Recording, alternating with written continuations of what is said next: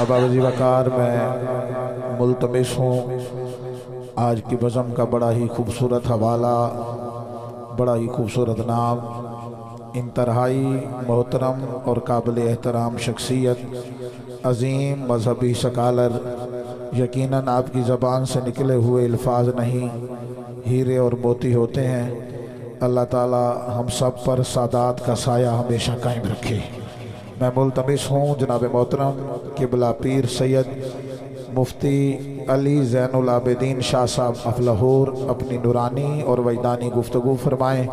سید زادے کا استقبال کرنے کے لیے دو ہاتھ ہوا میں لہرا کے بولیے ذرا سبحان اللہ، پھر کہیے یا رسول اللہ، یا رسول اللہ۔ بسم اللہ الرحمن الرحیم۔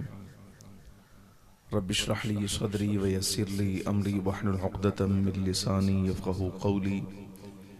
ان الحمد للہ نحمده ونستعینه ونستغفره، نحمده عز وجل ونشکره على فضله المدرار ونعمه الغزار، ونصلي ونسلم على سيدنا ومولانا خاتم انبیائه واشرف رسله سیدنا و نبینا و مولانا محمد المصطفى المختار، فهو خيار من خيار من خيار، صلی اللہ تعالی وبارک وسلم علیہ وعلى آلہ الاطہار وصحابته الابرار المہاجرین منہم والانصار والتابعین ومن تبعهم بإحسان ما تعاقب الليل والنهار، اما بعد فاعوذ باللہ من الشیطان الرجیم، بسم اللہ الرحمن الرحیم۔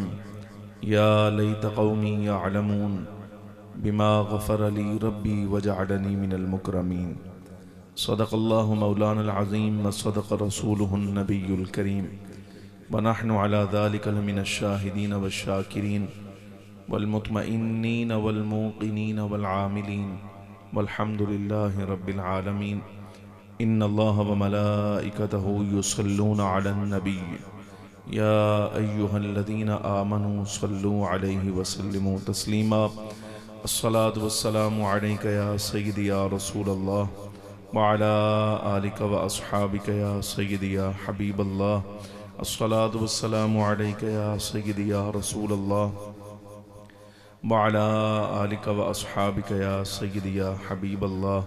الصلاة والسلام علیک یا سیدی یا رحمت للعالمین وعلی آلک واصحابک یا سیدی یا شفیع المذنبین۔ انتہائی عزت کے لائق، احترام کے لائق جملہ حاضرین و سامعین کرام، قرآن عزیز فرقان مجید کی سورہ یاسین شریف سے ایک آیہ مبارکہ کا کچھ حصہ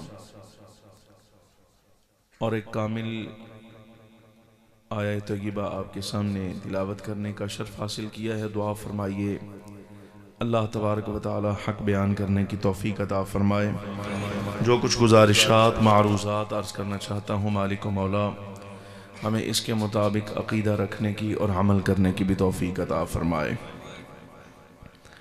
آج کی یہ نشست محترم المقام عزت مآب جناب محمد شاہد اسحاق صاحب، ارشد شاہد اسحاق صاحب رحمت اللہ تعالی علیہ کی سالانہ برسی اور دعائے مغفرت اور دعائے بلندی درجات کے طور پر انعقاد پذیر ہے۔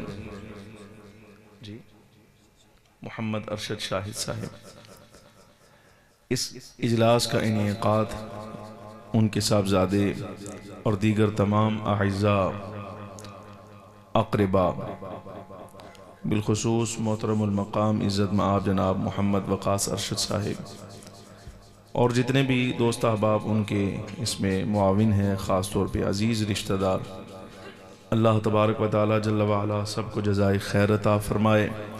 جتنے احباب شریک اجلاس ہیں اور یہاں تشریف فرما ہیں یا ابھی آنے والے ہیں یا آ کر چلے گئے ہیں، اللہ تبارک و تعالی جل وعلا سرکار دو عالم صلی اللہ علیہ وسلم کا صدقہ گرامی قدر حاضرین جملہ شرکائے دعا پر اپنا فضل، اپنا کرم اور اپنی عنایت فرمائے اور نبی پاک صلی اللہ علیہ وبارک وسلم کی ساری امت کی خیر فرمائے۔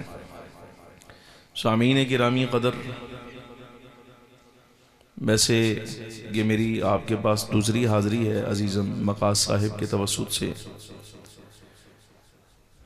بہت سارے عناوین اس وقت میرے ذہن میں ہیں، کچھ عنوانات، موضوعات جس پر گفتگو اور گزارشات آپ کے سامنے پیش کی جا سکتی ہیں،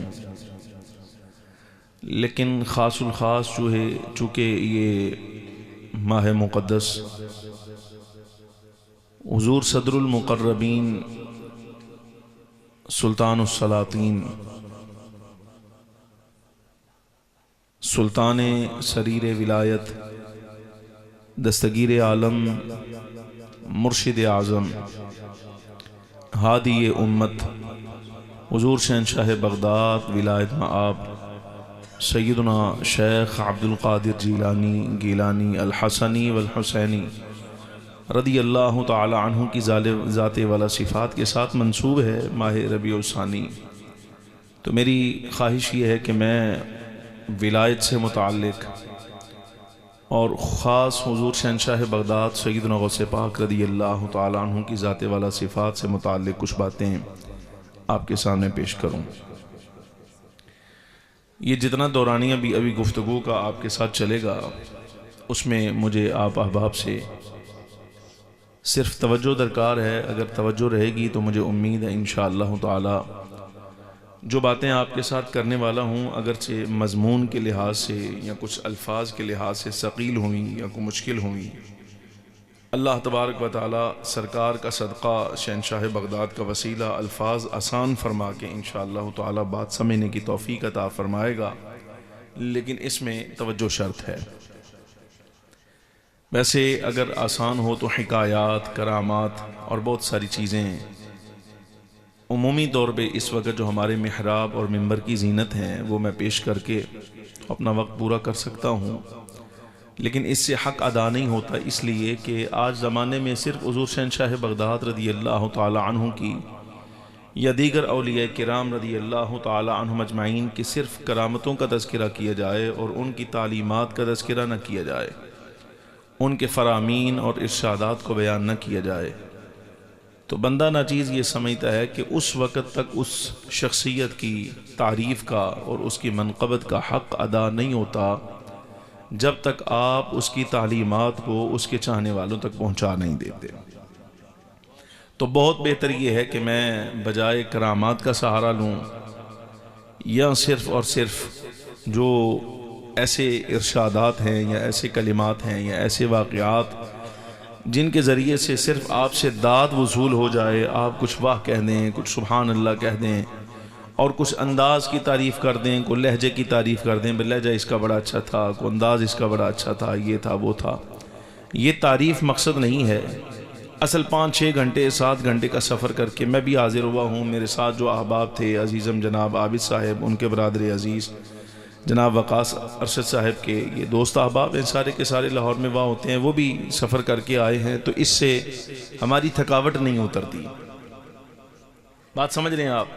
ویسے 4 مہینے ہو گئے محرم الحرام سے باقاعدہ یہ سفر شروع ہوا تھا، یعنی سال کا دورانیہ کچھ ایسا ہوتا ہے کہ جس میں میں خود بھی ذاتی طور پہ پروگراموں میں شرکت چھوڑ دیتا ہوں، اس لیے کہ درس و تدریس کے معاملات ہوتے ہیں، کتابیں درسیات پڑھانے کے سارے ذمہ داریاں ہیں، تو میں پھر سال کا کچھ حصہ ایسا ہوتا ہے جہاں پروگرام چھوڑ دیتا ہوں۔ لیکن اس کے باوجود بھی محرم سے لے کے آج یہ 4تھا مہینہ سمجھیے شروع ہے، تو اس میں بے شمار سفر ہی سفر۔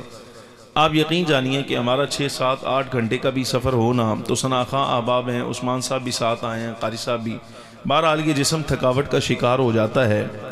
سچی بات یہ ہے کہ ہماری تھکاوٹ سو کر اور نیند لے کر نہیں اترتی۔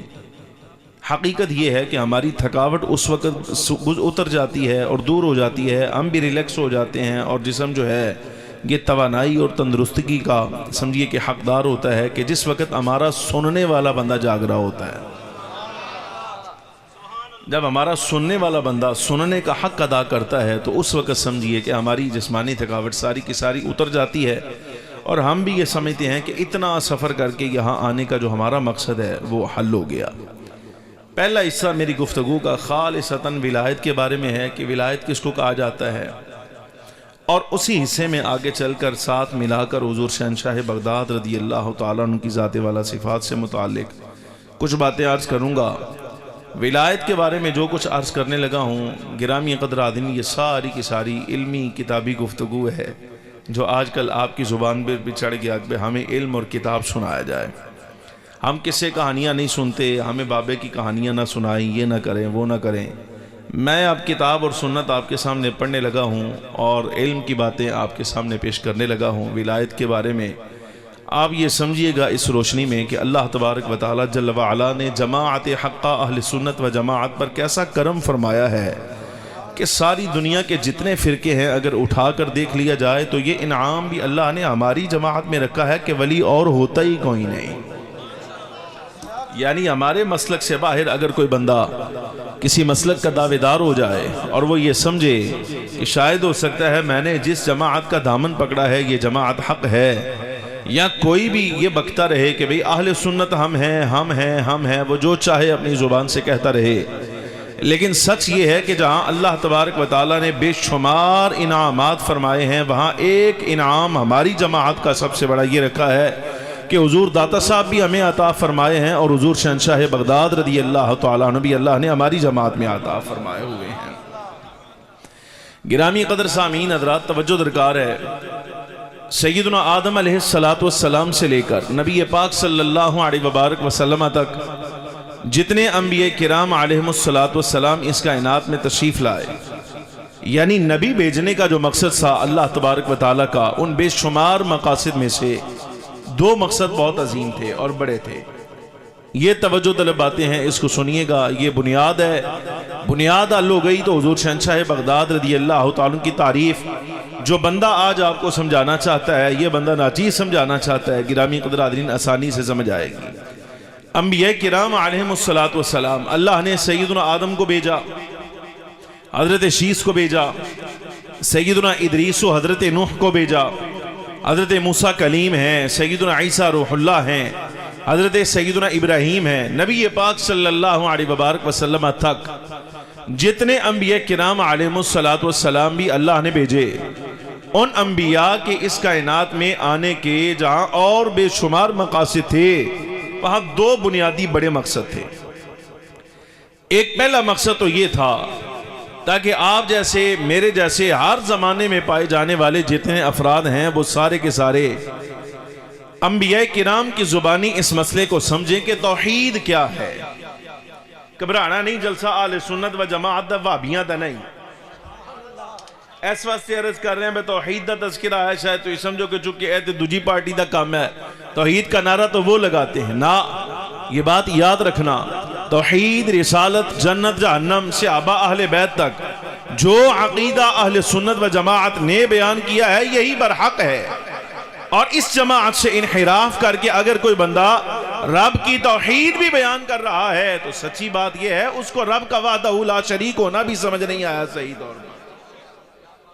ہم تو کتابوں سے گزرے بندے ہیں نا اور کتابوں میں رہتے ہیں، اس لیے یہ پوری وثوق کے ساتھ، پورے اعتماد کے ساتھ جملہ عرض کر رہا ہوں، یہ سمجھنا کہ اہل سنت و جماعت کو چھوڑ کر اگر کوئی بندہ یہ دعویٰ کرتا ہے کہ اسے توحید سمجھ آئی ہے تو یقیناً بخدا وہ اپنے اس دعوے میں جھوٹا ہے، اس لیے کہ توحید کا وہ معنی جو اللہ اور اس کے رسول نے طے کیا ہے اگر صحیح طور پہ کسی کو سمجھ آیا ہے تو اہل سنت کو سمجھ آیا اور کسی کو آیا ہی نہیں۔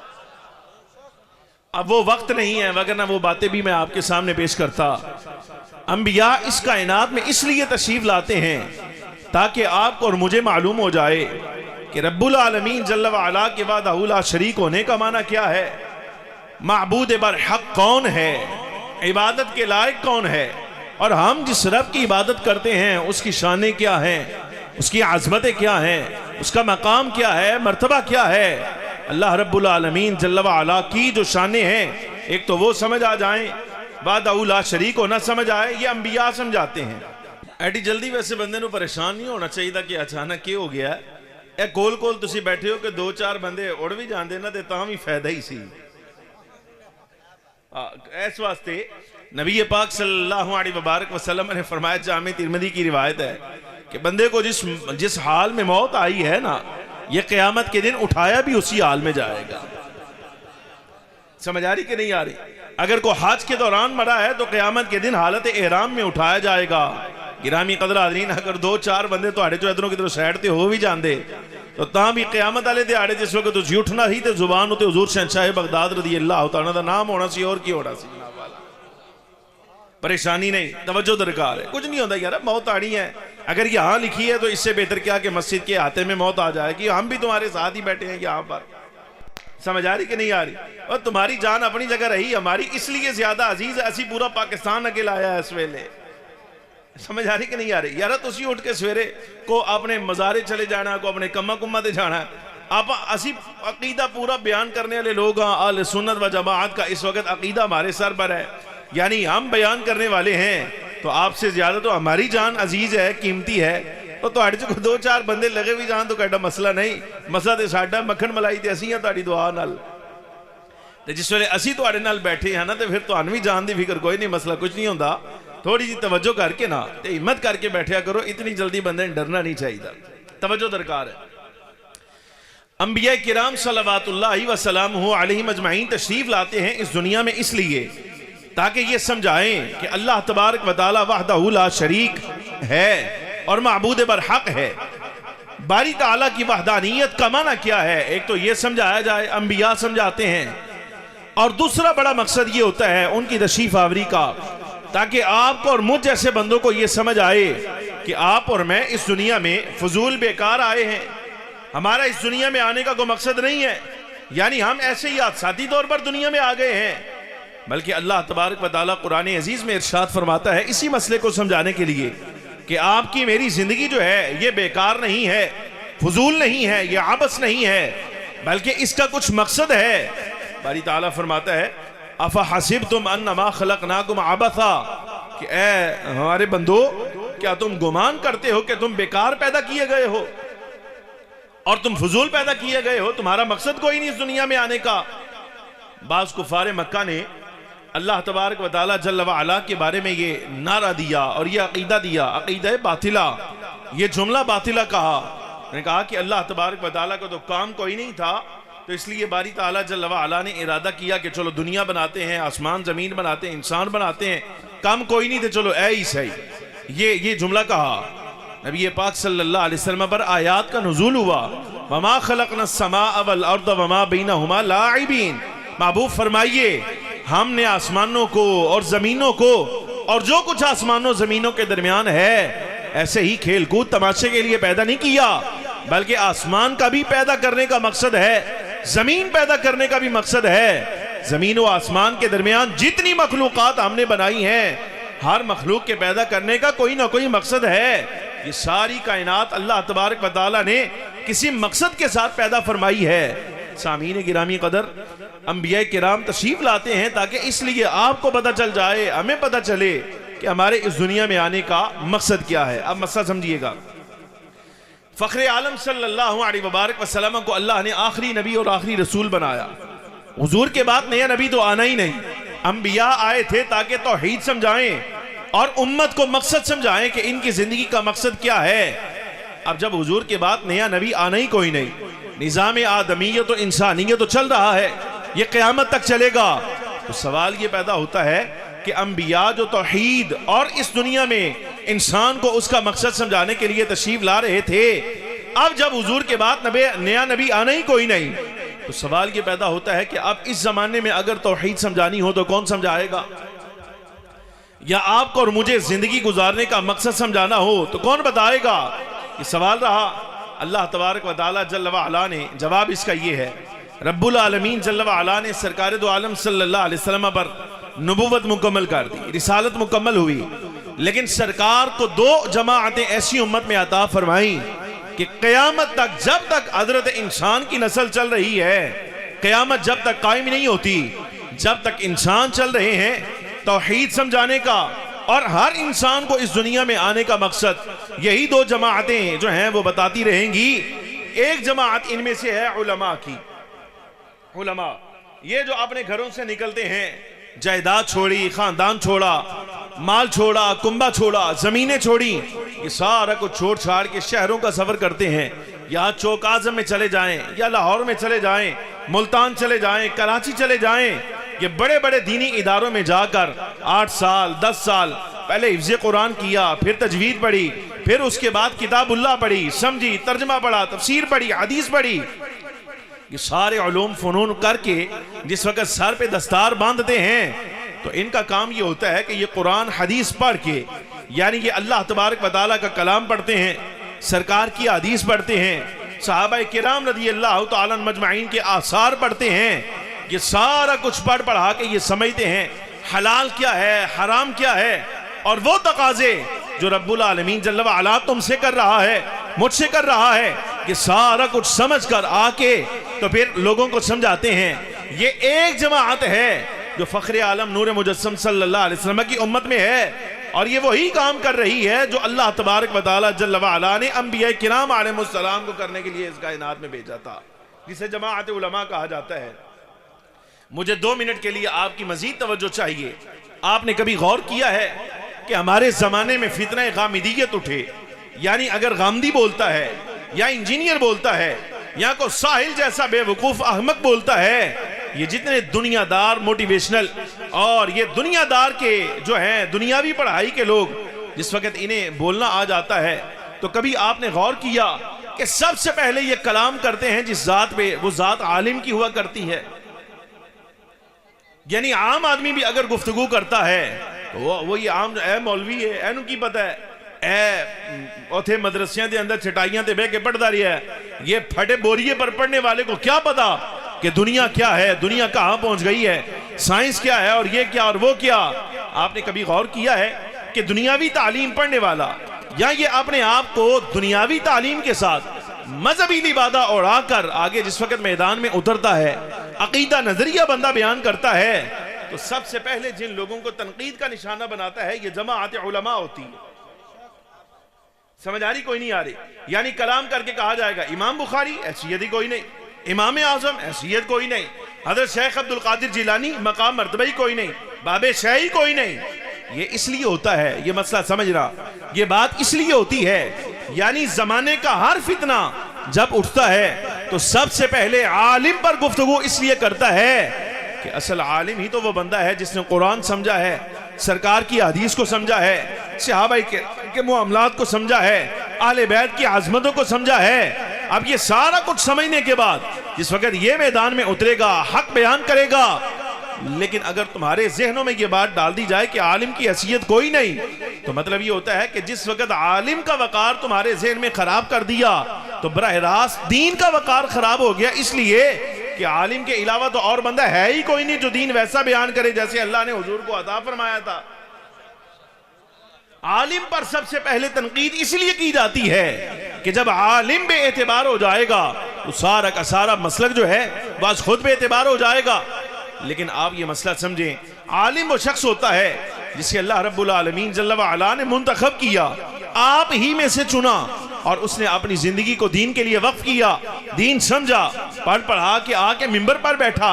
اب جو دین وہ بیان کر رہا ہے، اصل قرآن حدیث سے ماخوذ دین یہ ہے۔ اس کے علاوہ اگر کوئی بندہ جس کو نہ نازلہ قرآن آئے، نہ حفظ قرآن آئے، نہ قرآن کا فہم ہے، نہ حدیث کا فہم ہے، اور اگر کوئی مسئلہ وہ بندہ بیان کرتا ہے عالم پہ تنقید کر کے، تو آپ اگر یہ سمجھ لیں کہ شاید ہو سکتا ہے جو یہ بیان کر رہا ہے ٹھیک بیان کر رہا ہے، اور جو امام اعظم نے بیان کیا ہے، امام ابو حنیفہ نے بیان کیا، امام بخاری نے بیان کیا ہے، یا امام رازی نے جس کو بیان کیا وہ غلط ہے، تو ہم یہ کہنے میں حق بجانب ہے کہ آپ سے بڑا بے وقوف اس دنیا میں ہے ہی کوئی نہیں۔ آپ نے عالم کو بے اعتبار کر دیا، علم بے اعتبار، مسلک بے اعتبار، پیچھے رہی کچھ نہیں گیا۔ یہ پہلی جماعت ہے جو اللہ نے حضور کو عطا فرمائی، ان کا کام یہ ہے قرآن حدیث پڑھ کے حلال حرام سمجھتے ہیں، پھر آپ تک پہنچاتے ہیں۔ اب بس سچ سمجھیے گا، زمانے میں ایسے لوگ بھی پائے جاتے ہیں کہ اگر ان پر دین پیش کیا جائے، اسلام پیش کیا جائے، آیات قرآنیہ پیش کی جائیں، یا کوئی اور شے پیش کی جائے، جناب والا ان کا یہ جملہ ہوتا ہے ہم یہ نہیں مانتے۔ توجہ، یہ دوسری جماعت ہے، ہم یہ نہیں مانتے۔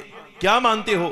وہ کہتے ہیں ہم آنکھوں دیکھا مانتے ہیں، ہمیں کچھ دکھاؤ، ہم سن کے نہیں مانتے۔ اب مثال کے طور پہ ہماری زبان ہے علم والی، ہمارے سامنے کوئی ملحد بیٹھتا ہے، کوئی بے دین بیٹھتا ہے، تو ایسی صورت میں ظاہر ہے ہم نے آیات پڑھنی ہے، احادیث پڑھنی ہے، دلائل پڑھنے ہیں اس بندے کے سامنے، لیکن شاید ہو سکتا ہے اس کے فہم میں یہ آ جائے کہ اگر واقعاتاً یہ بندہ برحق ہے تو اس کو اللہ تبارک و تعالیٰ نے قدرت بھی الگ عطا فرمائی ہوگی، تو پھر اس کا ذہن یہ ہوتا ہے کہ آیات کے ساتھ احادیث کے ساتھ میں نہیں مانتا، بلکہ مجھے کچھ کر کے دکھایا جائے۔ تو اب یہ کر کے دکھانے کا مطلب یہ ہے کہ اگر کوئی بندہ سوال کرتا ہے، حدیث میں آیا نبی پاک صلی اللہ علیہ وبارک وسلم کے لیے سورج غروب ہوا تھا لیکن پھر نکل آیا، یہ سرکار کا کمال ہے۔ سرکار اشارہ کرے تو چاند دو ٹکڑے ہو جائے، حضور کا اشارہ ہو جائے تو چاند اپنی جگہ چھوڑ کر دوسری جگہ پر چلا جائے، سرکار کا اشارہ ہو جائے تو درخت چل کر حضور کی بارگاہ میں آ کر سلامیاں پیش کریں، حضور چاہیں تو انگشت ہائے مبارکہ سے دست مبارک سے پانی جاری ہو جائے۔ آج اگر کوئی بندہ اٹھ کر یہ کہتا ہے کہ بھائی میں تو دیکھ کر مانوں گا، میں پڑھ کے نہیں مانتا، دیکھ کر مانوں گا، تو یہ بھی اللہ تبارک و تعالیٰ نے ایک جماعت ایسی رکھی ہے، یہ قرآن بھی پڑھتے ہیں، حدیث بھی پڑھتے ہیں، یہ دوسری جماعت کا تذکرہ، جن کا کام وہی ہے جو انبیاء کا تھا۔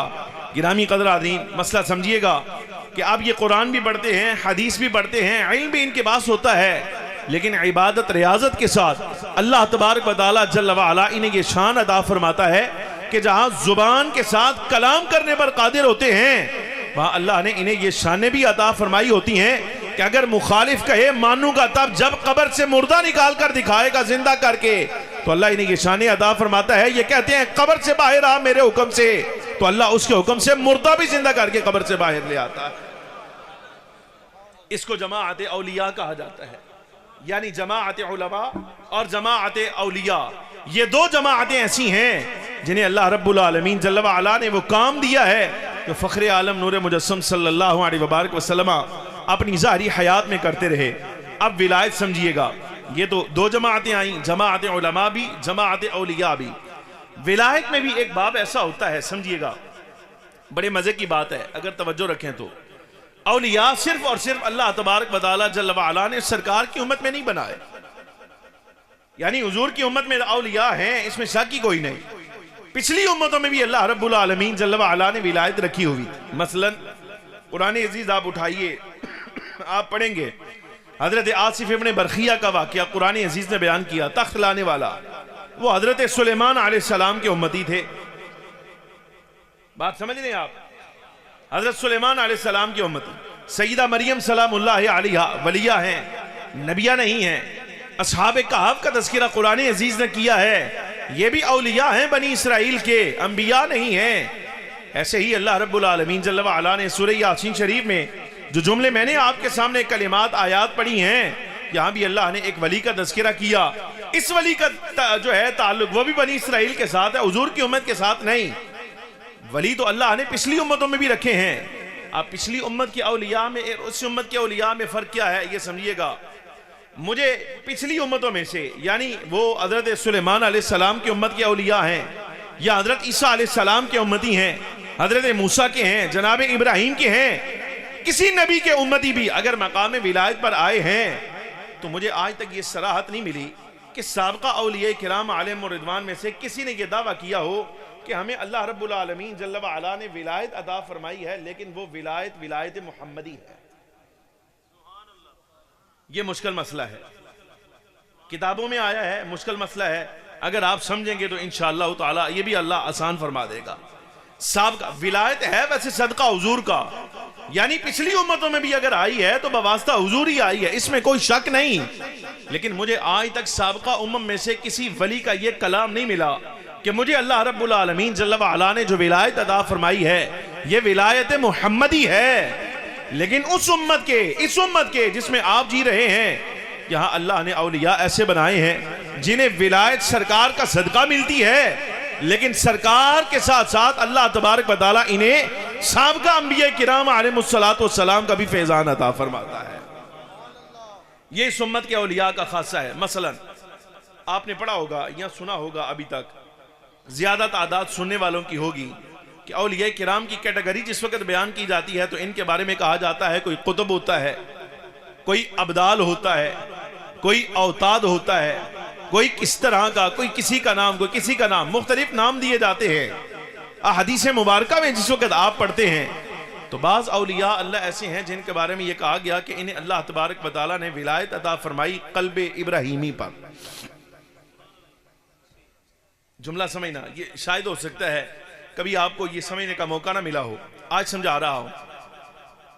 بعض اولیاء ایسے ہیں اس امت کے جنہیں کہا جاتا ہے کہ انہیں اللہ رب العالمین جل وعلا نے ولایت عطا فرمائی ہے قلب ابراہیمی پر، یہ ولی قلب موسوی پر ہے، یہ قلب حضرت عیسیٰ پر ہے، یہ قلب سلیمانی پر ہے، قلب دل کو کہا جاتا ہے۔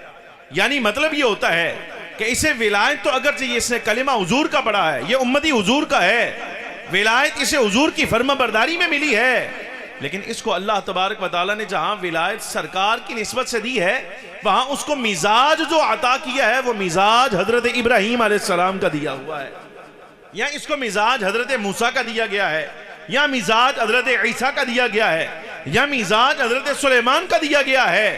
گرامی قدر عظیم، یہ اولیاء کرام الگ ہوتے ہیں۔ اب یہ خاص مرحلہ ہے، اس کی طرف توجہ فرمائیے۔ بعض اولیاء ایسے ہیں خاص جن کی شان یہ ہے کہ یہاں ولایت بھی ولایت محمدی ہوا کرتی ہے اور مزاج بھی مزاج محمدی ہوا کرتا ہے، یہ خاص ذوات ہے۔ یعنی اس امت کا ولی ہو فرما برداری سرکار کی، کلمہ حضور کا، لیکن مزاج حضرت ابراہیم علیہ السلام کا، یہ کثیر ہیں۔ مزاج حضرت موسیٰ کا، مزاج حضرت عیسیٰ کا، مزاج حضرت سیدنا سلیمان کا، یہ کثیر تعداد ہے، لیکن بہت کم قلیل تعداد ایسی ہے جنہیں اللہ تبارک و تعالیٰ نے ولایت محمدی دی ہے اور انہیں مزاج بھی سرکار کا دیا گیا ہے۔ یہ سب سے پہلے اللہ رب العالمین جل وعلا نے سب سے پہلے جس ذات کو عطا فرمائی، یہ سمجھیے گا، سب سے پہلے یہ شان جنہیں دی گئی کہ ان کی ولایت بھی حضور کی پیروی میں ہے اور ان کا مزاج بھی حضور والا ہے۔ امام ربانی مجدد الفسانی فرماتے ہیں یہ ذات سب سے پہلے حضرت مولا کائنات کرم اللہ وجہ الکریم کی ہے، پھر آپ کے بعد یہی ولایت حضرت امام حسن کو دی گئی، ان کے بعد سید الشہداء امام حسین کو دی گئی، ان کے بعد سید سجاد حضرت امام زین العابدین کو، پھر امام محمد باقر، پھر امام جعفر صادق، پھر امام موسیٰ کاظم، پھر امام علی رضا، پھر امام محمد تقی، امام علی نقی، امام حسن عسکری۔ یہ ائمہ اہل بیت وہ ہیں جنہیں اللہ تبارک و تعالیٰ جل وعلا نے ولایت بھی محمدی عطا فرمائی ہے اور مزاج بھی محمدی عطا فرمائی۔ سبحان اللہ، سبحان اللہ، نعرہ تکبیر۔ لبیک لبیک یا رسول اللہ، لبیک لبیک لبیک یا رسول اللہ، لبیک لبیک لبیک یا رسول اللہ، لبیک لبیک۔ آ گئے ہیں آپ قریب قریب۔ یہ عبارت تھی امام ربانی رحمت اللہ تعالیٰ علیہ کی۔ امام ربانی نے اتنا ہی لکھا۔ یہ خاص ولایت ہے جس کو قطبیت عظمہ کہا جاتا ہے یا غوث اعظم کہا جاتا ہے۔ امام ربانی مجدد الفسانی کے فرمان کا معنی یہ ہے کہ نبی پاک صلی اللہ علیہ وسلم کی امت میں سب سے پہلا غوث جنہیں ہونے کا شرف دیا گیا وہ ذات حضرت مولا کائنات کی ہے، اور یہ درجہ سب سے آخر میں جس کو ملا ہے یہ 11ویں امام امام حسن عسکری کو عطا کیا گیا۔ یہ امام ربانی کی عبارت، آگے سمجھیے گا۔ یہاں سے اگلا حصہ حضرت علامہ عبدالقادر اربری رحمت اللہ تعالیٰ علیہ نے تفریح الخاطر میں لکھا۔ یہ درجہ جس وقت حضرت امام حسن عسکری تک آیا تو اللہ تبارک و تعالیٰ جل وعلا نے آپ کے بعد یہ مقام یعنی ایسی ولایت اور کسی کو دی نہیں، کہ جس وقت آپ کے وصال کا وقت قریب آیا امام حسن عسکری کا 11ویں امام کا، تو آپ نے اپنے ایک بااعتماد خلیفہ کو بلایا اور بلا کر سامنے بٹھایا، کو مصلی دیا، کو اپنا جبہ شریف دیا، اور اہل بیت کے کچھ تبرکات تھے، وہ تبرکات جو ہیں وہ امام حسن عسکری نے آپ نے اس معتمد علیہ خلیفہ کے حوالے کیے اور اسے یہ جملہ کہا، فرمایا کہ جب یہ تمہارے پاس امانت ہے، یہ اشیاء تمہاری نہیں، امانت ہے تمہارے پاس، انہیں اپنے پاس رکھنا، جب تمہارے انتقال کا وقت قریب آئے تو جو تمہارے خلفاء میں سے، تمہارے نائبین میں سے، تمہارے چاہنے والوں میں سے، تمہارے اہل خانہ میں سے جو سب سے زیادہ با اعتماد آدمی ہو، یہ تبرکات تم نے اس کے حوالے کرنے ہیں، اور اس کو کہنا یہ اس کے نہیں ہیں بلکہ وہ اپنے با اعتماد بندے کے حوالے کرے۔ یہ امام حسن عسکری کا جملہ ہے۔ فرمایا ایک وقت آئے گا، اس وقت ظاہراً نہ تم موجود ہوگے نہ میں، نہ جن کو یہ امانتیں دی گئی ہیں۔ ہاں اس زمانے میں بغداد معلیٰ میں ایک ذات ایسی ظاہر ہوگی کہ بغداد کا ممبر ہوگا، وہ سرکار کا حسنی حسینی شہزادہ ہوگا، نبی پاک صلی اللہ علیہ وسلم کی اولاد کا فرد فرید ہوگا۔ بغداد کے ممبر پر ایک وقت آئے گا کہ ایک ذات اعلان کرے گی قدمی ہاذہی علی رقبتی کل ولی للہ، کہ میرا یہ قدم ہر ولی کی گردن پر ہے، امام حسن عسکری سے فرمایا اپنے خلفاء سے کہنا یہ اہل بیت کے خاص تبرکات ہیں۔ بغداد میں جو ذات یہ اعلان کرے کہ میری مہر کے بغیر، میرے قدم کی علامت لگنے کے بغیر اب کوئی بندہ مقام ولایت پر آ ہی نہیں سکتا، جب یہ بات بغداد میں ظاہر ہو جائے تو تم نے یہ تبرکات ان کے حوالے کرنے ہیں اور ان سے کہیے گا یہ حسن عسکری نے اہل بیت کے تبرکات دیے ہیں، آپ اس کے امین ہیں، آج کے بعد یہ آپ کے حوالے ہیں۔ نام نہیں لیا، حضرت شہنشاہ سیدنا امام حسن العسکری رضی اللہ تعالیٰ عنہ حوالے کر دیا۔ گرامی قدر حاضرین، 250 برس کے بعد، 250 برس گزرنے کے بعد کم و بیش حضرت سیدنا شہنشاہ بغداد دستگیر عالم سیدنا غوث اعظم رضی اللہ تعالی عنہ کہ آپ کا ظہور ہوا اور اللہ رب العالمین جل وعلا نے آپ کو وہ شان عطا فرمائی۔ یہیں بغداد کا منبر حضرت با یزید بستامی کا جملہ بھی سچا، حضرت جنید بغدادی کا جملہ بھی سچا، حضرت شیخ ابو بکر الشبلی کا جملہ بھی صدقہ سچا، حضرت امام حسن عسکری کا جملہ بھی سچا کہ عن قریب وہ ذات آنے والی ہے جنہیں اللہ تبارک و تعالیٰ نے یہ شان عطا فرمائی ہے کہ اولین و آخرین میں کوئی بندہ اس وقت تک ولی ہو ہی نہیں سکتا جب تک عبد القادر کے قدم کی مہر نہیں لگ جائے گی۔ میرے آقا دستگیر عالم رضی اللہ تعالیٰ عنہ جس وقت آپ بغداد کے منبر پر جلوہ فرما ہوئے اور یہ ارشاد آپ نے دیا بہجت الاسرار وغیرہ کتابوں کے اندر، اب یہ میری گفتگو کا دوسرا حصہ ہے، ولایت سمجھا دی ہے، حضور شہنشاہ بغداد کا کچھ مقام سمجھیے، اس کے بعد کچھ فرامین اور بات ختم۔ دستگیر عالم رضی اللہ تعالیٰ عنہ کو جب حکم ہوا کہ آپ یہ اعلان فرمائے، اسے اعلان کا مطلب اعلیٰ حضرت فاضل بریلی رحمت اللہ تعالیٰ علیہ نے سمجھایا۔ ویسے پیر ہر بندے نو اپنا چنگا لگتا ہے، تو آڈے جو کوئی نقشبندی ہوں گے، کوئی سہروردی ہوں گے، کوئی چشتی ہوں گے، ہر مشرب کا بندہ بیٹھا ہوگا، لیکن گرامی قدر عظیم سچی بات اپنی جگہ، یعنی مسئلہ یہ ہے کہ قادری ہونا، چشتی ہونا، سہروردی ہونا، نقشبندی ہونا، شاذلی ہونا، عطاری ہونا، یہ جتنے مشارب ہیں سارے کے سارے اچھے اور ہمارے سر کے تاج ہیں، لیکن یہ بات اپنی جگہ پر حق ہے کہ نقشبندی بھی ہے تو صدقہ حضرت سیدنا شہنشاہ بغداد رضی اللہ تعالی عنہ کا ہے۔ یعنی نقشبندی سلاسل میں بھی یہ میں دعویٰ نہیں کر رہا، میں تو عبارت حل کر رہا ہوں۔ اعلیٰ حضرت فاضل بریلی رحمت اللہ تعالی علیہ سے ایک بندے نے مسئلہ پوچھا، جلد نمبر 28 کے اندر یہ مسئلہ موجود ہے۔ آپ سے کہا گیا شہنشاہ بغداد کا یہ جو فرمان ہے قدمی ہادی علی رقبتی کل ولی للہ، اس کا معنی کیا ہے کہ ہر ولی کی گردن پر میرا قدم ہے، تو کیا حضور شہنشاہ بغداد سے پہلے جو اولیاء ہوئے ہیں ان کی گردن پر بھی حضور غوث پاک کا قدم ہے؟ یعنی وہ بھی حضور شہنشاہ بغداد کی مہر کے بغیر ولی نہیں؟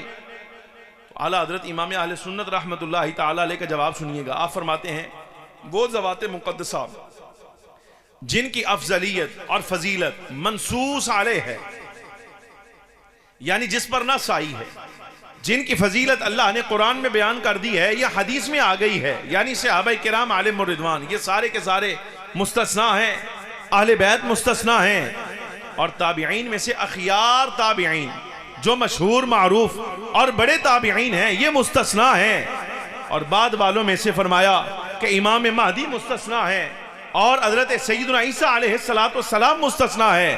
فرمایا جملہ سمجھنا، اعلیٰ حضرت فرماتے ہیں میرا یہ قدم ہر ولی کی گردن پر ہے، مطلب یہ کہ جب تک شہنشاہ بغداد کی نسبت نہ ہو جائے بندہ مقام ولایت پر نہیں آتا۔ سائل نے پوچھا کہ جو حضور شہنشاہ بغداد سے پہلے اولیاء ہوئے ہیں وہ بھی اس فرمان کے تحت ہیں؟ اعلیٰ حضرت رحمت اللہ علیہ نے فرمایا ہاں، صرف صحابہ مستثنیٰ ہیں، اہل بیت مستثنیٰ ہیں، اخیار تابعین مستثنیٰ ہیں، امام مہدی مستثنیٰ ہیں، حضرت عیسیٰ علیہ السلام جو ہیں وہ اس فرمان میں شامل نہیں۔ باقی پہلوں میں سے ہو یا بعد والوں میں سے ولی کوئی بھی ہو، حتیٰ کہ سید الطائفہ جنید بغدادی بھی ہیں، تو فرمایا فیضان حضور شہنشاہ بغداد رضی اللہ تعالی عنہ۔ یہ دستگیر جہان کی شان ہے۔ اعلیٰ حضرت رحمت اللہ علیہ نے لکھا، نام لیا سید الطائفہ کا، حضرت با یزید بستامی کا، حضرت شیخ ابو بکر شبلی کا۔ جس وقت یہ ارشاد ہوا تو کائنات کے جتنے بھی اولیاء تھے سارے کے سارے سامعین حضرات، یہ سارے کے سارے پابند تھے اس امر پر کہ گردنیں جھکائیں، گردن نیچے کریں اور تسلیم کریں۔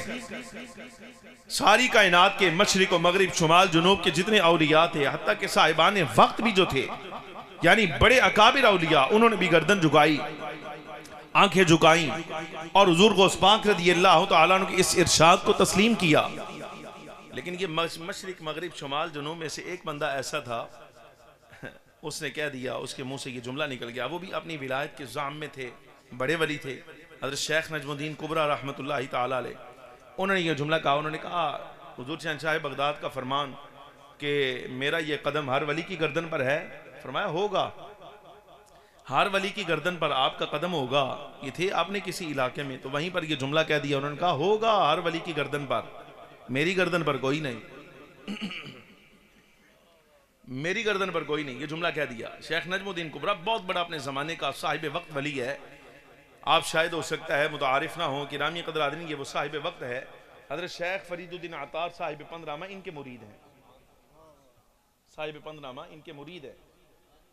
اب شیخ فرید الدین عطار دا بھی تعارف تے علماء تے ہوئے گا. تو انہوں اگر عوام نو کروانا ہوئے تو میں عرض کروں گا کہ شیخ فرید الدین عطار میدان ولایت کا اتنا بڑا بندہ ہے کہ اس کے دشمنوں میں کائنات کا بدترین خبیث ترین دشمن انجینئر ہے. آسان تعارف اس زمانے میں حضرت شیخ فرید الدین عطار کا آسان تعارف کہ یہ وہ اللہ تبارک و تعالیٰ کا ایسا کامل ولی ہے کہ اس کے دشمنوں میں ظاہر ہے یارا آسان جی گل ہے کہ محلے کو آوارہ کتا آ جائے نا، آوارہ کتا آ جائے، شریف آدمی نو پہ جائے تو شریف آدمی دا قصور نہیں ہوندہ، آوارہ کتے دا قصور ہوندہ ہے. ابو عثمان صاحب شریف آدمی ہیں، شاد باغ میں رہنے والے ہیں.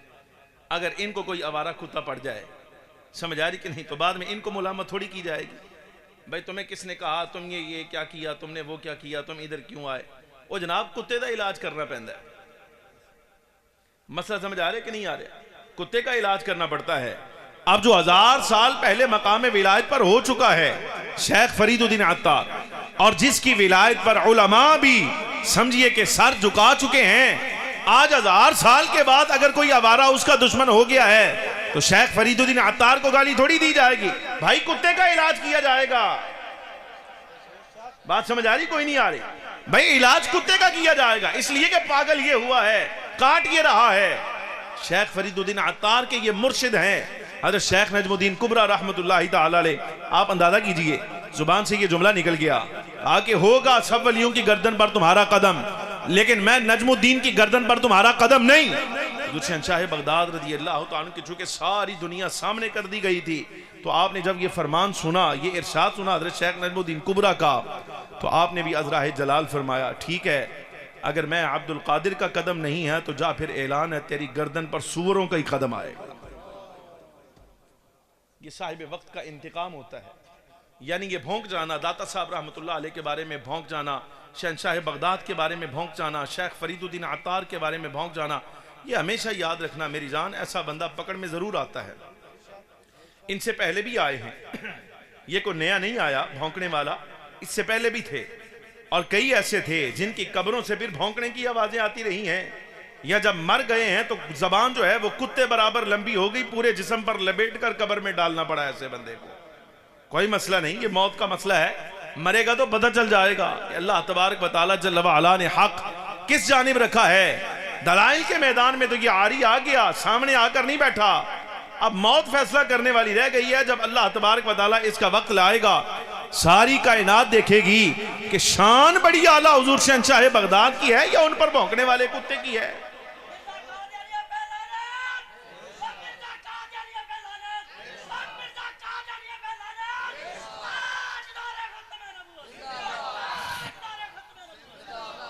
شہنشاہ بغداد نے فرمایا یہ انتقامی کاروائی ہوتی ہے. صاحب وقت کو اللہ نے شان عطا فرمائی.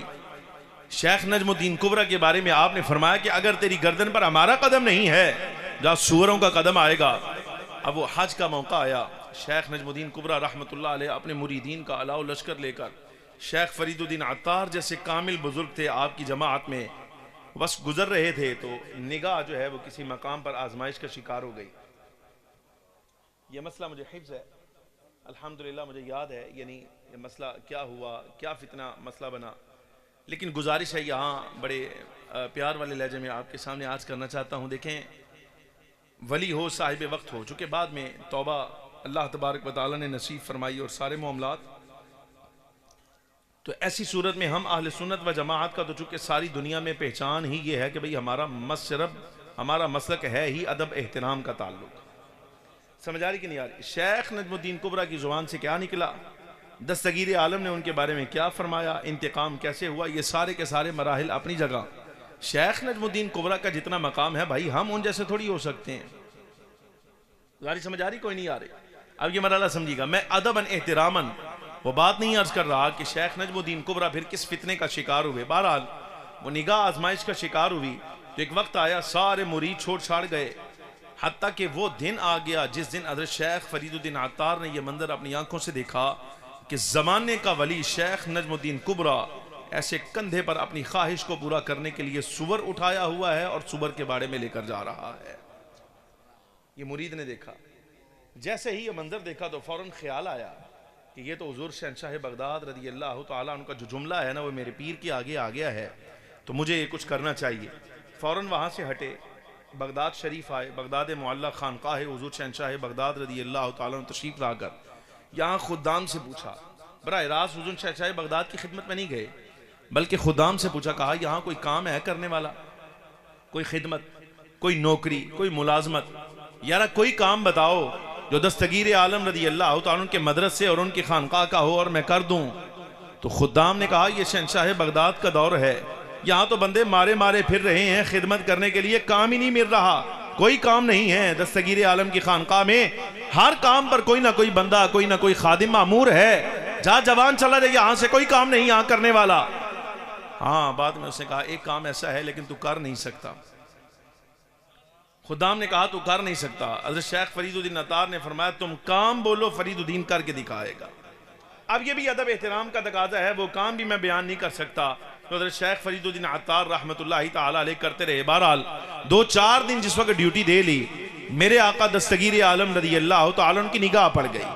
بلایا، فرمایا یہ جوان نیا ہے اس کو بلاؤ. پاس آئے، بٹھایا، فرمایا کون ہو؟ اس کے حضور فرید الدین ہوں. کہاں سے آئے ہو؟ فلاں علاقے سے آیا ہوں. نئے لگتے ہو، کس کام سے آئے ہو، کس کے مرید ہو؟ تو حضرت شیخ فرید الدین عطار نے فوراً عرض کیا کہ حضور میں نجم الدین کبریٰ کا مرید ہوں، آپ کی بارگاہ میں حاضر ہوا ہوں. فرمایا کس لیے آئے ہو؟ عرض کہ حضور اس لیے آیا ہوں تاکہ میں آپ کی خدمت کروں، نوکری کروں اور سفارش کروں آپ کی بارگاہ میں. آپ کے جملے کی وجہ سے میرا پیر جو ہے وہ آزمائش کا شکار ہوا. اب اگر آپ ہی رب کی بارگاہ میں سفارش کر دیں تو اللہ تبارک و تعالیٰ میرے پیر کا مقدر درست فرما دے گا. حضور عنایت فرمائیں. دستگیر جہاں رضی اللہ تعالیٰ نے فرمایا بیٹے اپنے لیے کچھ مانگ، اپنے لیے کچھ مانگ. عرض کیا نہیں حضور میرا پیر ٹھیک ہے تو میرے لیے سب کچھ ہے، سب کچھ میرا پیر ہے میرے لیے. آپ ادھر نظر عنایت فرمائیں. فرمایا بیٹے اپنے لیے کوئی مقام مانگ لے، کوئی مرتبہ مانگ لے، کوئی بڑا درجہ مانگ لے، کوئی حال مانگ لے، کچھ بھی مانگ لیکن اپنے لیے مانگ، پیر کو چھوڑ اپنے. عرض کیا حضور نہیں، پیر ہے تو سب کچھ ہے، اگر پیر نہیں تو کچھ نہیں. نگاہ چاہیے تو پیر کے لیے چاہیے، اپنے لیے نہیں چاہیے. اور میرا یہ یقین ہے اگر آپ کی نگاہ میرے پیر کی طرف اٹھی تو جیسے نجم الدین کبریٰ کا بیڑا اللہ پار لگائے گا، میں فرید الدین کا بیڑا بھی اللہ پار لگا دے گا. کہا جی میرے پیر پر نظر عنایت فرمائے. فرمایا اللہ جوان جا پھر وضو سے پانی لیا. دستگیر عالم رضی اللہ تعالیٰ عنہ نے وضو کے لیے پانی منگوایا. وہ حضرت شیخ فرید الدین عطار وضو کروا رہے ہیں. جیسے ہی وضو مکمل ہوا حضرت دستگیر عالم رضی اللہ تعالیٰ عنہ نے وضو کا بچا ہوا پانی جو ہے ویسے ہاتھ میں لیا اور ہوا میں اچھالا. اچھال کر صرف اتنا جملہ کہا آپ بغداد میں ہیں اور نجم الدین کبریٰ جو ہے وہ حج کے رستے میں ہے. ہوا میں پانی اچھال کر کہا، فرمایا نجم الدین ہوش کر کدھر جا رہا ہے؟ عبد القادر ادھر ہے، اس طرف ہماری طرف آ، کہاں جا رہا ہے؟ فوراً وہ چھینٹا جو ہے وہ وہاں پر لگا تو اللہ تبارک و تعالی جل وعلا نے باطن کی نگاہ جو ہے وہ پھر کھول دی. فوراً سر سجدے میں رکھا، توبہ کرنے لگے. حضرت شیخ فرید الدین عطار سے فرمایا بیٹے یہ جو بچا ہوا پانی ہے جا لے جا، ایک گھونٹ ایک دن پلانا، دوسرا دوسرے دن پلانا، تیسرا تیسرے دن پلانا، اللہ فضل فرمائے گا. حضرت شیخ فرید الدین عطار رحمت اللہ علیہ وہاں سے پلٹے، حاضر ہوئے. پہلا گھونٹ حضور شہنشاہ بغداد کے وضو کا بچا ہوا پانی، وضو کا استعمال کیا ہوا نہیں، وضو کا بچا ہوا پانی حضور شہنشاہ بغداد رضی اللہ تعالیٰ عنہ کا وہ اپنے پیر کو پلایا. ایک گھونٹ پیا، ولایت کا، باطن کا، علم کا، ظاہر کا، باطن کا ہر لحاظ سے ایک حصہ بحال. دوسرے دن دوسرا پلایا، دوسرا حصہ بحال. تیسرے دن تیسرا گھونٹ پلایا. اللہ تبارک و تعالیٰ نے ظاہر حال بھی درست فرمایا، باطن بھی درست فرمایا. ولایت بھی واپس آئی اور ولایت واپس ملنے کے بعد پہلا جملہ جو حضور شہنشاہ بغداد کے بارے میں حضرت شیخ نجم الدین کبریٰ نے کہا وہ یہ تھا کہ حضور آپ نے فرمایا کہ آپ کا قدم ہر ولی کی گردن پر ہے۔ نجم الدین اعلان کرتا ہے کہ کائنات کے ہر ولی کی صرف گردن پر تمہارا قدم ہے، لیکن میں نجم الدین کے سر پر تمہارا قدم، آنکھوں پر تمہارا قدم، میری گردن پر تمہارا قدم، تمہارے غلاموں میں ایک غلام جو ہے وہ میں نجم الدین بھی ہوں۔ پھر اس کے بعد جناب والا شہنشاہ بغداد کی بارگاہ میں حاضر ہوئے، اپنا سر حضور شہنشاہ بغداد کی چوکھٹ پر رکھا۔ اللہ تبارک و تعالی جل وعلا کے حضور توبہ کی، رب العالمین جل وعلا نے شہنشاہ بغداد کا صدقہ پھر وہی مقام عطا فرمایا جو حضرت شیخ فرید الدین عطار کے پیر ہونے کے ناطے پہلے عطا فرمایا ہوا تھا۔ گرامی قدر حاضرین، علماء مان گئے، مشائخ مان گئے، 1000 سالہ علماء، اور یہ جتنا دورانیہ ہے سارا کا سارا ہر ایک بندہ تسلیم کر گیا کہ حضور شہنشاہ بغداد رضی اللہ تعالیٰ عنہ کو اللہ نے کیا شان عطا فرمائی ہے۔ لیکن جس زمانے میں ہم جی رہے ہیں، یہ میرے آخری جملے ہیں آپ کے لیے، یہ مرکزی حصہ ہے، شان تو بتا دی میں نے، لیکن یہ عرض کرنا مقصد ہے، یاد رکھیے گا یہ میرا ہر مرتبہ کا جملہ ہے شہنشاہ بغداد کی نسبت سے میں کہتا ہوں۔ وقاص صاحب جانتے ہیں، مجھے جاننے والے جانتے ہیں، میں اصلاً نسلاً کئی نسلوں سے حضور شہنشاہ بغداد کا خادم ہوں اور ان کا خدمت گزار ہوں، ان کے سلسلے کا خدمت گزار ہوں۔ گرامی قدر حاضرین، ایک جملہ جس کے بغیر حضور شہنشاہ بغداد رضی اللہ تعالی عنہ کی غلامی مکمل نہیں ہوتی وہ یہ ہے کہ ہمیشہ یاد رکھنا شہنشاہ بغداد کی نسبت کا تقاضا صرف یہ نہیں کہ آپ یا شیخ عبد القادر جیلانی شیئا للہ المدد کہیں اور نرا اپنی حاجتوں میں، اپنی پریشانیوں میں اور اپنی ضرورتوں میں حضور شہنشاہ بغداد کا توسل کریں۔ نرا یہ قادریت نہیں ہے، بلکہ قادری ہونے کا معنی یہ ہے اگر تم چاہتے ہو کہ دنیا میں بھی ویسے کہلاؤ جیسے حضور شہنشاہ بغداد کا غلام ہونا چاہیے اور آخرت میں بھی ویسے ہی اٹھائے جاؤ جیسے قادری ہونا چاہیے، تو شرط یہ ہے کہ یہاں عقیدہ بھی حضور غوث پاک والا ہوگا اور عمل بھی حضور غوث پاک رضی اللہ تعالیٰ عنہ والا ہوگا۔ اگر عقیدہ اور عمل دونوں چیزیں شہنشاہ بغداد رضی اللہ تعالیٰ عنہ والی ہیں تو گرامی قدر حاضرین ایسی صورت میں میدان محشر میں تم حضور شہنشاہ بغداد رضی اللہ تعالیٰ عنہ کے مرید کہلائے جاؤ گے۔ لیکن اگر کوئی بندہ یہاں قادری کہلائے لیکن کام اس کے خاص طور پہ عقیدہ کے باب میں وہ اہل سنت کا غدار ہو جائے تو ایسی صورت میں یاد رکھنا حضور شہنشاہ بغداد رضی اللہ تعالیٰ عنہ کا نام لیوا بھی ہو لیکن قیامت کے دن ان کے غلاموں میں نہیں اٹھایا جائے گا۔ مسئلہ سمجھیے گا، میرے آقا دستگیر عالم کا ایک فرمان، بندہ ناچیز سمجھتا ہے جس صدی میں ہم جی رہے ہیں یہاں چونکہ فتنوں کا ظہور ہے، فتنوں کی کثرت ہے، یہاں پر ہر طرف آپ دیکھتے ہیں کہ بس رات بندہ سوتا ہے صبح اٹھتا ہے، آپ کا حال تو ہمیں معلوم نہیں، بہرحال شہروں کے حالات تو ہمارے سامنے ہیں، ہم جہاں رہتے ہیں وہ ہمیں معلوم ہے۔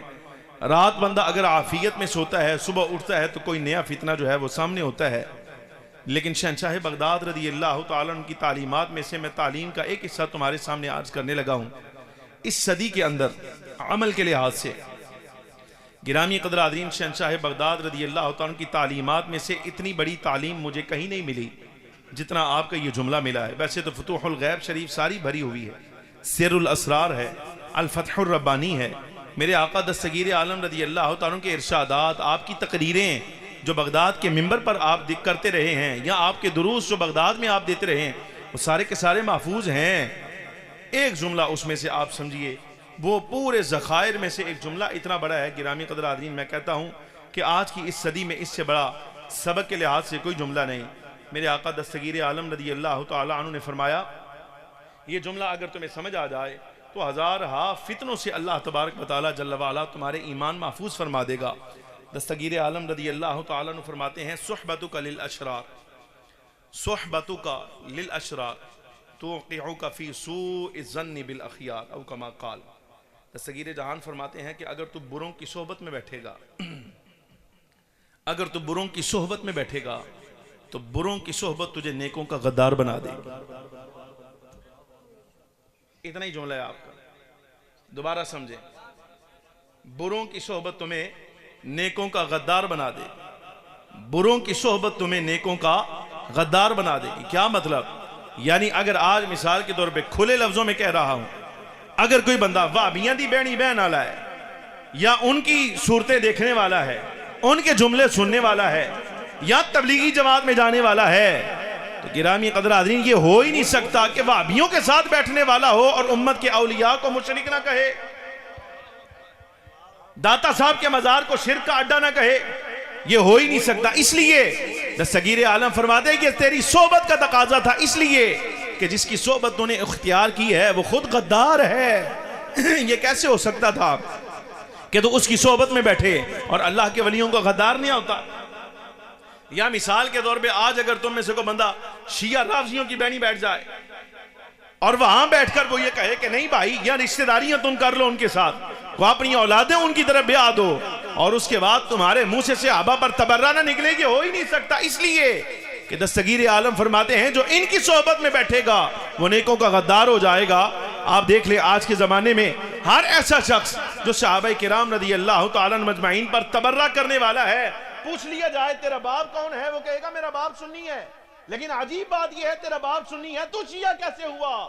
وہ کہے گا میں اس لیے شیعہ ہوا کہ میں بیٹھ گیا تھا ان کی صحبت میں نے حضرت امیر معاویہ کو گالیاں دی ہیں، یا حضرت صدیق پر بھونکا ہوں، یا حضرت فاروق پر بھونکا ہوں، یا حضرت عثمان کے بارے میں تبرہ کیا ہے، یا نبی پاک صلی اللہ علیہ وسلم کے 1.25 لاکھ صحابہ کرام کے بارے میں نے کہا کہ یہ مسلمان نہ رہے، یہ مرتد ہو گئے تھے۔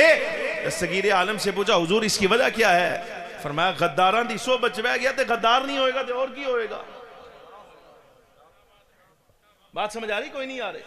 بھئی یہ آسان لفظ ہے۔ میں نے یہ جملہ ایک جگہ بیان کیا یہیں لاہور میں، ایک صاحب مجھے بعد میں ملے، شاید آپ صاحب آپ ان کو جانتے ہوں، انہوں نے مجھے مل کر کہا، کہنے لگے جی میرے یار سی بھابی ہویا نواں نواں انجینئر دی بہنی بیٹھا، وہ آئے دن کدی داتا صاحب نو گالاں کڈے، کدی حضور شہنشاہ بغداد نو گالاں، کدی شہنشاہ حضرت خواجہ معین الدین چشتی اجمیری نو گالاں، کدی جناب والا شیخ فرید الدین عطار گالاں، کدی کہہ ولی کدی کہہ ولی تے پونکے۔ وہ جب میں نے یہ جملہ پڑھا نا، میں نے تو شہنشاہ بغداد کا اپنے ناتے خادم ہونے کے ناتے ایک جملہ پڑھا، تو اس نے مجھے یہ پیغام بھجوایا، بعد میں کہنے لگا کہ 2-4 دن ہوئے جب سے اس نے یہ بولی بولنی شروع کی تو میرا دل سخت ہونا شروع ہو گیا، اور مجھے بڑا غم تھا کہ یار میرا سنگی ہے، میرا یار ہے، یہ ہمیشہ میرے ساتھ رہا ہے، اس کو آج کیا ہوا، یہ بے حیا ہو گیا ہے۔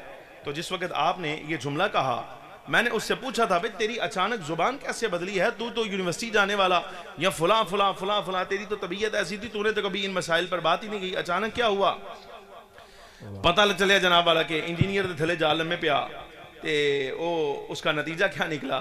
وہ جب جملہ میں نے بیان کیا تو کہا کہ حضور دستگیر عالم رضی اللہ تعالیٰ کا یہ فرمان برحق ہے کہ جو بروں کی صحبت میں بیٹھ جائے گا، سچی بات یہ ہے کہ نیک لوگوں کا اور اللہ کے ولیوں کا غدار بن جائے گا۔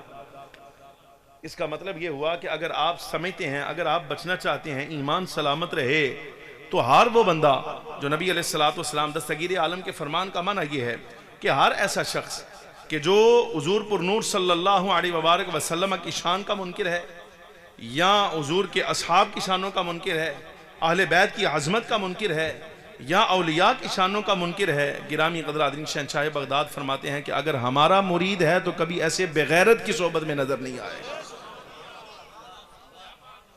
اگر ہمارا مرید ہے تو ایسے بغیرت کی صحبت میں نظر نہیں آئے گا، اس لیے کہ اگر اینا بے حیاواں دی بہنی بہ گیا تو اس کے بعد یہ پھر ساری امت کو مشرک قرار دے کر کہے گا کہ اکیلا مسلمان میں رہ گیا ہوں، یا میرا یہ باپ رہ گیا ہے جس کی صلب سے میں پیدا ہی نہیں ہوا۔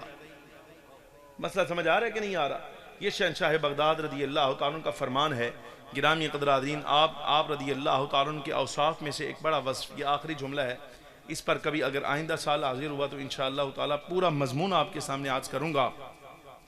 دستگیر عالم رضی اللہ تعالیٰ کے اس کائنات میں آنے سے اللہ تبارک و تعالیٰ جل وعلا نے امام ابن قدامہ رحمۃ اللہ تعالیٰ علیہ نے المغنی، صاحب المغنی ہے جو انہوں نے لکھا، وہ فرماتے ہیں کہ دستگیر عالم رضی اللہ تعالیٰ کی ذات کا سب سے بڑا فائدہ اللہ تبارک و تعالیٰ نے یہ عطا فرمایا کہ جس زمانے میں آپ ہوئے اس زمانے میں باطنی رافضیوں کا باطنیہ، یہ جو نماز روزہ حج زکوٰۃ ہر شے کا انکار کر کے تھے، نماز کا معنی یہ نہیں بلکہ یہ ہے، حج کا معنی یہ نہیں بلکہ یہ ہے، یہ جنہوں نے حجر اسود بھی چرایا تھا 1000 سال پہلے کی ایک پوری تاریخ ہے، یہ بھی شیعوں کی ایک شاخ ہے جنہیں باطنی رافضی کہا جاتا تھا۔ دستگیر عالم رضی اللہ تعالیٰ عنہ کے دور میں اللہ تبارک و تعالیٰ نے امام ابن قدامہ رحمۃ اللہ تعالیٰ علیہ نے لکھا، ابن رجب نے لکھا، جملہ ائمہ کرام نے یہی جملہ لکھا، فرمایا اللہ تبارک و تعالیٰ جل وعلا نے سب سے بڑی شان جو عطا فرمائی وہ یہ کہ اہل السنہ کو اللہ تبارک و تعالیٰ نے ترقی عطا فرمائی، اور کائنات کا کوئی گمراہ فرقہ ایسا نہیں تھا جو دستگیر عالم کے قدموں پر مغلوب اور ڈھیر نہیں ہو گیا تھا۔ گزارش سمجھ آ رہی کوئی نہیں؟ میرے آقا دستگیر عالم رضی اللہ تعالی عنہ ہوں یا گرامی قدر حاضرین، حضور شہنشاہ بغداد حضرت خواجہ معین الدین چشتی اجمیری ہیں، شہنشاہ نقشبند ہیں، حضرت شیخ الشیوخ شیخ شہاب الدین سہروردی رحمۃ اللہ تعالی علیہ۔ عرض کروں گا کہ جتنے اکابر اولیاء ہیں ان میں سے ہر ایک نے اپنا عقیدہ بھی خود بیان فرمایا ہوا ہے اور اپنے معمولات بھی خود بیان فرمائے ہوئے ہیں۔ میری گزارش ہے کہ آپ جس مشرب روحانیہ کے ساتھ بھی وابستہ ہیں، سب سے پہلے لازم ہے، آج ہمارے دور کے اندر صرف رسم رہ گئی ہے۔ رسم یعنی اس کو دیکھا، اس نے ہاتھوں میں ہاتھ دیا ہے تو مرید ہو گیا تو میں بھی ہو جاتا ہوں، یہ رسم ہے۔ حالانکہ حقیقتاً بیعت ہونے کا مطلب یہ ہے کہ جن بزرگوں کے ساتھ تم وابستہ ہو رہے ہو، جن کی نسبت تم اپنے نام کے ساتھ لگا رہے ہو، چاہے وہ قادری ہے، چشتی ہے، سہروردی ہے، نقشبندی ہے، یہ جتنی نسبتیں ہیں ان کے ساتھ جڑنے کا حقیقی معنی یہ ہے کہ جو تعلیمات پھر ان بزرگوں نے اصلاً خود ارشاد فرما دی ہیں، اس پر اگر تمہارا عمل ہے تو اس کا مطلب یہ تم ان کے مرید ہو۔ میرے آقا دستگیر عالم رضی اللہ تعالیٰ عنہ فرماتے ہیں قیامت کے دن اس وقت تک اللہ نے مجھے یہ شان عطا فرمائی ہے، فرمایا اس وقت تک میں عبد القادر جنت میں نہ جاؤں گا جب تک میرا آخری مرید بھی جنت سے باہر رہ جائے گا۔ اور آپ فرماتے ہیں میرے مرید کو اللہ تبارک و تعالیٰ نے یہ شان عطا فرمائی ہے، میرے رب کا میرے ساتھ وعدہ ہے کہ میرا مرید اس وقت تک مرے گا نہیں جب تک اللہ تبارک و تعالیٰ اس کو توفیق توبہ عطا نہیں فرما دے گا۔ بہت ساری چیزیں ایسی ہیں جن کی وجہ سے تمہارے ہاں خلل پایا جاتا ہے، اگر تم وہ تعلیمات اپناؤ تو گرامی قدر حاضرین میرے خیال سے زمانے کا کوئی فتنہ ایسا نہیں ہے جو تمہارے ایمان کو ڈگمگا دے، تمہیں اولیاء کا دشمن بنائے یا اصحاب کا دشمن بنائے یا اہل بیت کا دشمن بنائے۔ حق بات یہ ہے کہ جملہ اولیاء کرام رضی اللہ تعالیٰ عنہ مجمعین کی ارشادات کا خلاصہ یہ کہ اہل سنت و جماعت کو اللہ تبارک و تعالیٰ نے یہ شان عطا فرمائی ہے، یہ حضور کے بھی غلام ہیں، نبی پاک صلی اللہ علیہ وسلم کے اصحاب کے بھی غلام ہیں، یہ شہنشاہ بغداد کی تعلیم ہے، اور حضور کی آل اولاد حضور کی اہل بیت کے بھی یہ غلام ہیں۔ جو اس تعلیم کے خلاف چلا جائے گا، نہ سنی رہے گا، نہ قادری رہے گا، نہ نقشبندی رہے گا، نہ سہروردی رہے گا، نہ چشتی رہے گا، اگر چاہتے ہو کہ قیامت کے دن اللہ تبارک و تعالیٰ ان بزرگوں کی شفاعت نصیب فرمائے اور ہمیں ان کے ساتھ شامل حال فرمائے، تو ایسی صورت میں ان کے ارشادات، تعلیمات اور فرامین کو سمجھنا ضروری ہے۔